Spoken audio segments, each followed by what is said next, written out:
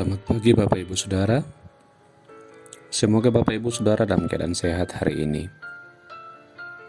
Hari ini hari Rabu 25 Mei 2022. Seperti biasa bacaan hari ini di Gereja Raja 2 Tawarik pasal 34. 2 Tawarik 34 akan kita baca sesudah kita berdoa. Mari kita berdoa. Terima kasih Tuhan untuk kasih sayang-Mu yang begitu besar bagi kami, cinta kasih-Mu bagi kami, bagi seluruh umat manusia. Engkau mengasihi umat-Mu, ciptaan-Mu. Terutama di dalam Kristus Yesus Engkau menebus, Engkau mendapatkan kembali umat-Mu yang terhilang. Terima kasih ya Tuhan, kami akan membaca firman Tuhan hari ini.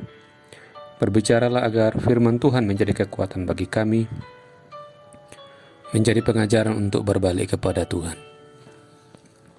Dalam nama Tuhan Yesus kami berdoa, kami mohon pimpinan roh Tuhan sendiri. Amin. 2 Tawarik 34 ayat 20-33.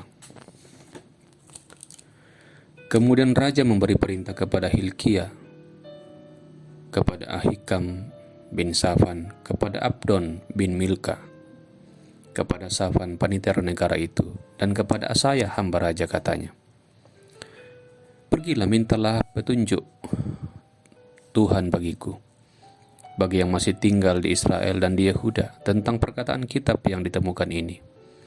Sebab hebat kehangatan murka Tuhan yang dicurahkan kepada kita, oleh karena nenek moyang kita tidak memelihara firman Tuhan dengan berbuat tepat seperti yang tertulis dalam kitab ini. Maka pergilah Hilkia dengan orang-orang yang disuruh raja kepada Nabi Hulda, istri seorang yang mengurus pakaian-pakaian, yaitu Salum bin Tokat bin Hasrah, penunggu pakaian-pakaian. Nabiya itu tinggal di Yerusalem, di perkampungan baru. Mereka berbicara kepadanya sebagaimana yang diperintahkan. Perempuan itu menjawab mereka, beginilah firman Tuhan Allah Israel. Katakanlah kepada orang yang menyuruh kamu kepadaku, beginilah firman Tuhan.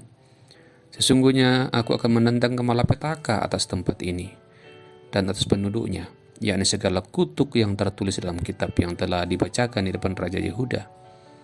Karena mereka meninggalkan aku dan membakar korban kepada Allah lain dengan maksud menimbulkan sakit hatiku dengan segala pekerjaan tangan mereka. Sebab itu nyala murkaku akan dicurahkan ke tempat ini dengan tidak padam-padam. Tetapi kepada Raja Yehuda yang telah menyuruh kamu untuk meminta petunjuk Tuhan, harus kamu katakan demikian. Beginilah firman Tuhan Allah Israel mengenai perkataan yang telah kau dengar itu. Oleh karena engkau sudah menyesal dan engkau merendahkan diri di hadapan Allah pada waktu engkau mendengar firman-Nya terhadap tempat ini dan terhadap penduduknya. Oleh karena engkau merendahkan diri di hadapanku, mengoyakkan pakaianmu, menangis di hadapanku, aku pun telah mendengarnya. Demikianlah firman Tuhan. Maka sesungguhnya aku akan mengumpulkan engkau kepada nenek moyangmu, dan engkau akan dikebumikan ke dalam kuburmu dengan damai, dan matamu tidak akan melihat segala malapetaka yang akan kudatangkan ke atas tempat ini dan atas penduduknya. Lalu mereka menyampaikan jawab itu kepada raja. Sesudah itu raja menyuruh orang mengumpulkan semua tua-tua Yehuda dan Yerusalem. Kemudian pergilah raja ke rumah Tuhan bersama-sama semua orang Yehuda dan penduduk Yerusalem, para imam, orang-orang Lewi dan seluruh orang awam, baik yang besar maupun yang masih kecil. Dengan didengar mereka, ia membacakan segala perkataan dari kitab perjanjian yang ditemukan di rumah Tuhan itu. Sesudah itu berdirilah raja pada tempatnya, dan diikatnyalah perjanjian di hadapan Tuhan untuk hidup dengan mengikuti Tuhan, dan tetap menuruti perintah-perintahnya, peraturan-peraturannya dan ketetapan-ketetapannya dengan segenap hatinya dan dengan segenap jiwanya, dan untuk melakukan perkataan perjanjian yang tertulis dalam kitab itu. Ia menyuruh semua orang yang berada di Yerusalem dan Benyamin ikut serta dalam perjanjian itu, dan penduduk Yerusalem berbuat menurut perjanjian Allah, yakni Allah nenek moyang mereka. Yosia menjauhkan segala dewa kekejian dari semua daerah orang Israel, dan menyuruh semua orang yang ada di Israel beribadah kepada Tuhan Allah mereka. Maka sepanjang hidup Yosia mereka tidak menyimpang mengikuti Tuhan Allah nenek moyang mereka. Amin. Dari bacaan ini saya beri judul Selamat karena berbalik kepada Tuhan. Selamat karena berbalik kepada Tuhan. Bapak Ibu Saudara-saudara, keselamatan adalah hal yang terpenting. Kalau misalnya ada orang kecelakaan dan dirinya selamat, walaupun misalnya mobilnya, motornya itu rusak berat, maka dia akan beruntung karena dirinya selamat. Harta bisa dicari tapi nyawa tidak.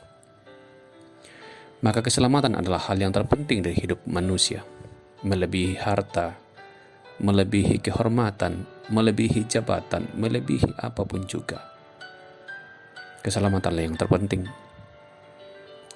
Dan dalam bacaan kita ini, Raja Yosia, Raja Yehuda yang memerintah di Yerusalem, berbalik kepada Tuhan, meminta seluruh orang Israel untuk berbalik kepada Tuhan. Karena berat hukuman yang Tuhan sediakan bagi mereka yang meninggalkan Dia, bagi mereka yang menyembah Allah lain, bagi mereka yang menyakiti hati Tuhan. Mereka mengkhianati Tuhan, dan karena itu Tuhan akan menghukum mereka. Tapi Yosia sebagai pimpinan, sebagai raja, ia tidak tinggal diam. Ia mengajak seluruh rakyat untuk berbalik kepada Tuhan, untuk datang kepada Tuhan, untuk merendahkan diri di hadapan Tuhan, memohon belas kasihan Tuhan. Dan apa yang terjadi?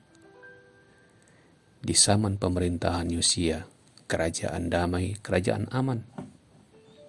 Tuhan mendengarkan doanya. Tuhan melihat bagaimana orang Israel berbalik kepadanya. Bapak Ibu Saudara, Tuhan juga merindukan. Tuhan sangat menginginkan kita berbalik kepadanya. Sesungguhnya Tuhan tidak ingin membinasakan kita. Karena begitu besar kasih Allah akan dunia ini, sehingga Ia telah mengaruniakan anaknya yang tunggal, supaya setiap orang yang percaya kepadanya tidak binasa melainkan beroleh hidup yang kekal. Yohanes 3 ayat 16. Itulah kerinduan hati Tuhan. Tuhan tidak ingin ada yang binasa. Kasih-Nya besar sekali bagi kita. Karena itu mari gunakan waktu. Luangkan waktu yang Tuhan berikan untuk berbalik kepadanya, untuk datang kepadanya, untuk tidak mengkhianati Dia, untuk tidak menyakiti Dia, untuk tidak melawan Dia, untuk tidak meninggalkan Dia. Pada Dialah ada keselamatan. Anaknya yang tunggal dikaruniakan, Kristus disalib agar kita tidak disalib. Kristus dibinasakan melalui kematian agar kita tidak binasa. Sebagaimana Ia bangkit, demikianlah orang percaya juga akan bangkit dan beroleh hidup yang kekal. Itulah kerinduan hati Tuhan. Karena itu mari berbalik kepada Tuhan selagi ada waktu. Hidup kita terlalu singkat. Terlalu singkat. Jangan keraskan hati agar kita tidak binasa. Terpujilah Tuhan. Amin. Kita berdoa. Terima kasih firman Tuhan hari ini.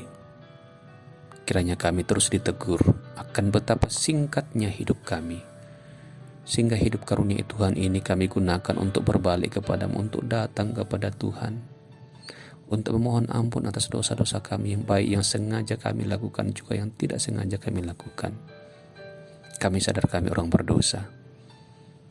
Hanya dalam Kristuslah segala dosa kami dipikul di kayu salib. Segala dosa kami diselesaikan. Terima kasih banyak ya Tuhan. Berkati negara kami, bangsa kami, berkati pemerintah kami, berkati keluarga-keluarga, berkati masing-masing kami, berkati yang sakit pulihkan mereka, yang berduka hiburkan. Berkati yang dilanda perang, dilanda musibah, dilanda konflik, Tuhan kasihani mereka. Berkati gereja Tuhan di muka bumi agar kehadirannya menjadi berkat bagi dunia ini. Terpujilah Engkau Tuhan Allah kami.